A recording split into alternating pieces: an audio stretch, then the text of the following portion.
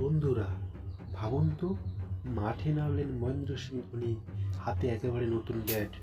কিন্তু এই ব্যাটগুলো এমন কি বিশেষত্ব আছে যা নিয়ে ক্রিকেট মহলে চলছে তুমুল আলোচনা। আজকের ভিডিওতে জানবো ধোনির নতুন ব্যাটের রহস্য। সম্প্রতি ধোনির বাড়িতে পৌঁছেছে 5টি একেবারে নতুন ব্যাট। মেরঠের এক বিখ্যাত ব্যাট প্রস্তুতকারক সংস্থা ধোনির বিশেষ অনুরোধে এই ব্যাটগুলি তৈরি করেছেন। এবারের ব্যাটগুলোতে একটা বড় পরিবর্তন এনেছেন ধোনি। এতদিন তিনি 1250 থেকে 1300 গ্রামের ব্যাট ব্যবহার করতেন, কিন্তু এবার তিনি তুলনামূলক হালকা 1230 গ্রামের ব্যাট ব্যবহার নিচ্ছেন।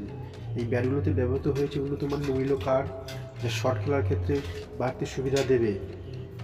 অনেকেই বলছেন ধোনির ব্যাটিং স্টাইলে নতুন কৌশল আনতে এই পরিবর্তন।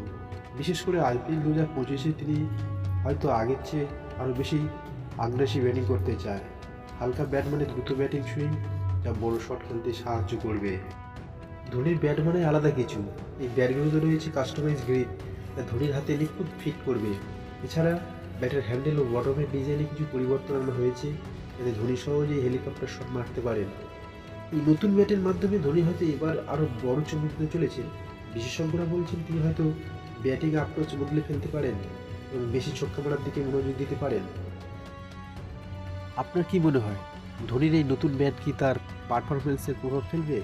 তিনি কি আইপিএল 2025-এর আরও বিধ্বংসী রূপে ফিরবেন? কমেন্টে জানিয়ে দিন আপনার মতামত। আর যদি ধোনির ভক্ত হন এবং ক্রিকেটের এমন দুর্দান্ত আপডেট পেতে চান, তাহলে আমাদের চ্যানেল কিক চ্যানেল সাবস্ক্রাইব করুন।